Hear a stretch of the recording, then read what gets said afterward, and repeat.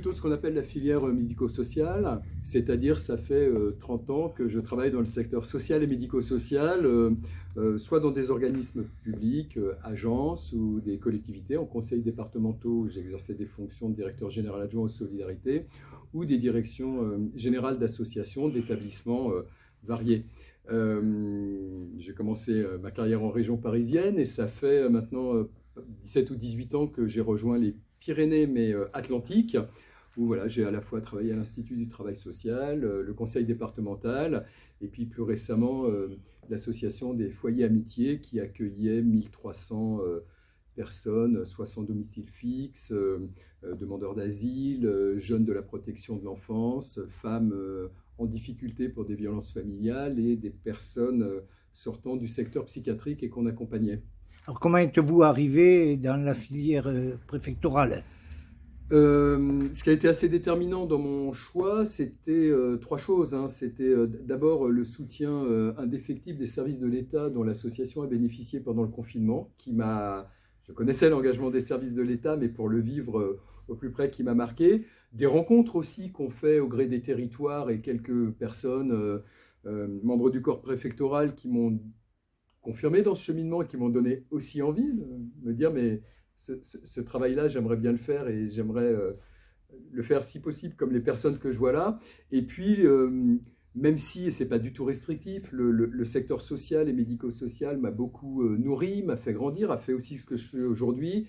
J'avais aussi envie un peu d'élargir mon prisme sans avoir nécessairement un plan de carrière à des missions plus généralistes.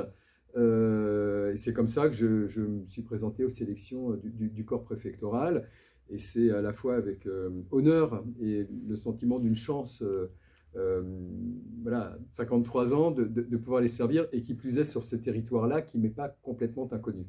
Alors, vous arrivez dans un arrondissement qui connaît quelques problèmes. Vous avez eu le temps d'en discuter avec les différentes collectivités, avec les parlementaires, les élus.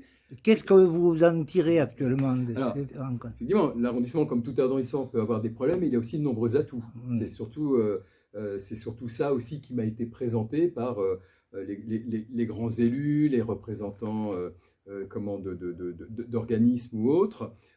C'est aussi par le collectif qu'on règle et qu'on essaye d'avancer sur les sujets les plus difficiles. C'est ce qu'on fait en ce moment, effectivement. On aura l'occasion d'y revenir prochainement.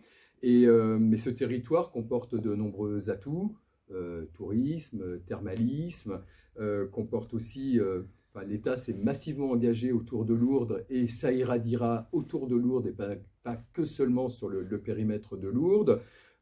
Prochainement le Tour de France, au mois d'août les pèlerinages. Voilà, donc ce sont des enjeux et des thématiques importantes aussi sur l'attractivité qui d'ailleurs fonctionne puisque le tourisme réaugmente depuis le Covid. Peut-être que les personnes ont aussi envie de vivre d'autres types de vacances, ce qui veut dire aussi, parce que dans les missions préfectorales, il y a aussi l'ordre public, ça veut dire aussi pouvoir garantir l'ordre public, le bien vivre ensemble en montagne pour ceux qui y vivent, ceux qui y travaillent, ceux qui vont y faire du vélo, ceux qui vont se promener.